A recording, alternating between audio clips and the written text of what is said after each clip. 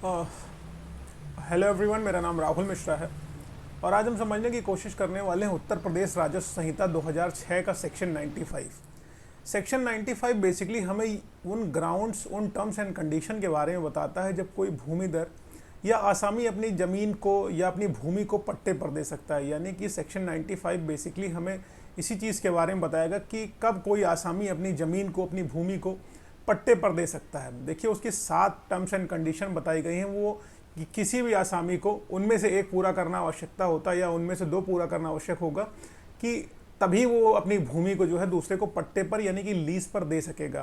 पहली कंडीशन उसमें बताई गई है शारीरिक दुर्बलता या कोई बीमारी, यानी कि इलनेस या फिजिकल इंजरी हो, किसी व्यक्ति को ऐसी इंजरी हो जिससे वो कोई भी काम कर सकने में सक्षम हो, यानी कि उठ बैठ नहीं पा रहा हो, चल फिर नहीं पा रहा हो, कोई भी अपना शारीरिक स्तर से वो अपना काम नहीं कर सकता है, बड़ी बीमारी से ग्रसित हुई है, जैसे कि कैंसर हो गया है, टीबी हो गया है उसको, और जो है मोतियाबिंद हो गया है।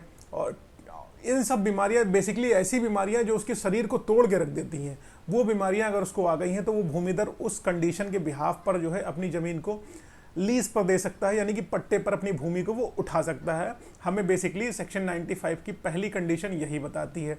अब दूसरी जो कंडीशन बताई गई है, जड़ या पागल व्यक्ति हो।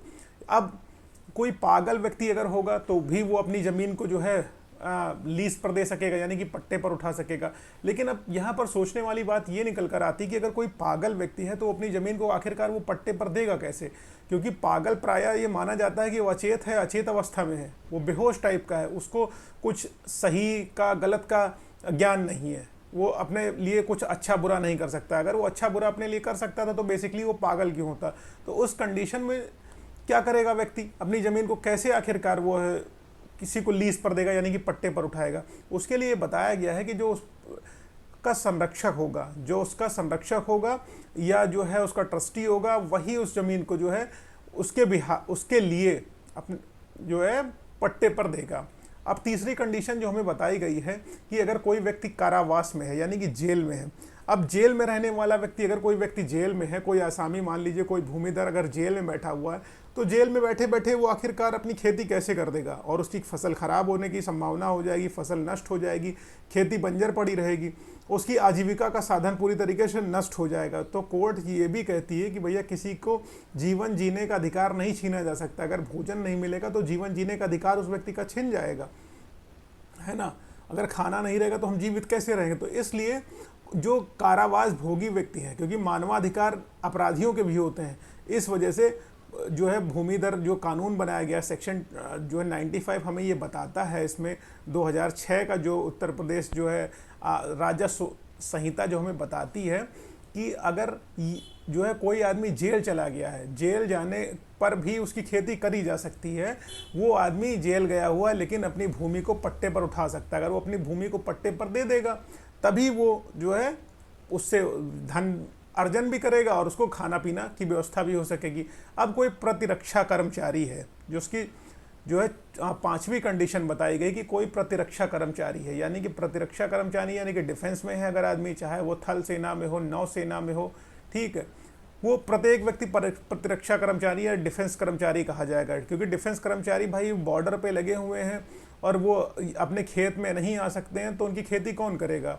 इसलिए उनको बताया गया है कि वो जो है अपने खेत को लीज पर दे सकते हैं, पट्टे पर दे सकते हैं। और वो भी व्यक्ति अपने पट्टे पर ज़मीन को दे सकेगा, भले वो जो है युद्ध वाली स्थिति में ना हो, युद्धस्थ ना हो, भले वो बस उसके पास टैग लगा होना चाहिए कि वो जल सेना, नौसेना, थल सेना का व्यक्ति है।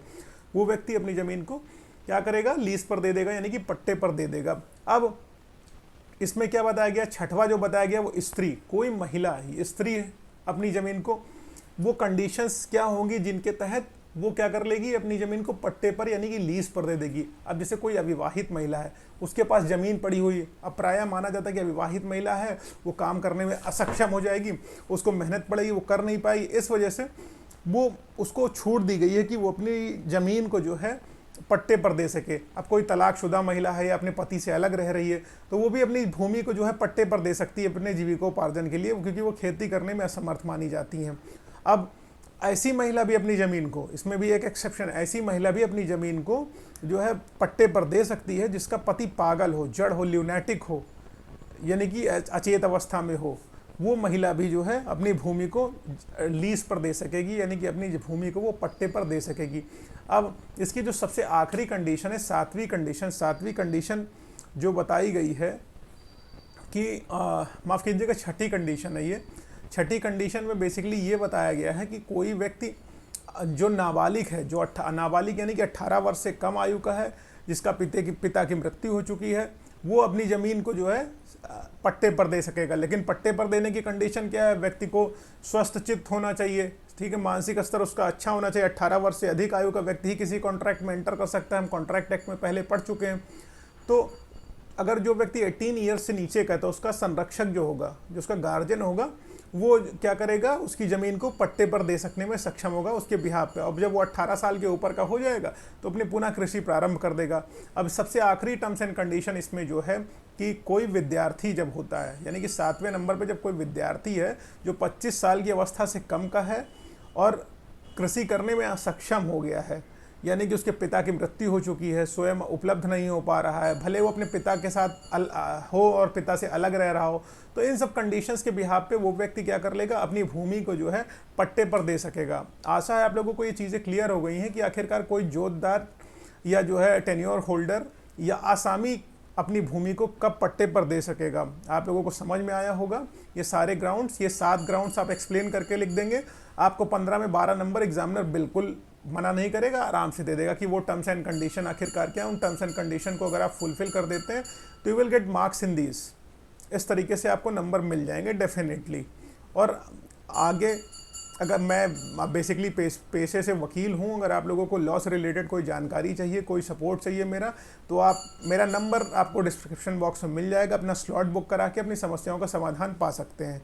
खैर, ये तो रही पढ़ाई की बात। पढ़ाई के साथ अब हम लोग आ जाते हैं अर्निंग की बात पे। अगर आप लोग पैसे स्टॉक मार्केट में डीमैट खोल के कमाना चाहते हैं तो मैंने डिस्क्रिप्शन बॉक्स में लिंक डाल दिया है ज़ेरोधा का, दुनिया का, यानी कि हमारे भारत का बेसिकली सबसे बड़ा ब्रोकिंग हाउस है, सबसे ज़्यादा रिटेल कस्टमर उसके पास है। आप उसके लिंक पे क्लिक करिए। लिंक पे क्लिक करते ही आप अपना डीमैट अकाउंट, अपनी डिटेल्स फिल करके खोलिए। आपको 300 रेफरल पॉइंट्स में फ्री मिलेंगे, जिससे उनकी आप फ्री ऐप्स का फ़ायदा उठा सकते हैं और स्टॉक मार्केट में ट्रेडिंग कर सकते हैं। ठीक है, धन्यवाद। चैनल सब्सक्राइब करिए, आगे बढ़ाइए वीडियो को, ताकि और लोग इससे बेनिफिट हो सके जिनको इसकी डिटेल्स नहीं है। Thank you so much. जय हिंद, जय भारत।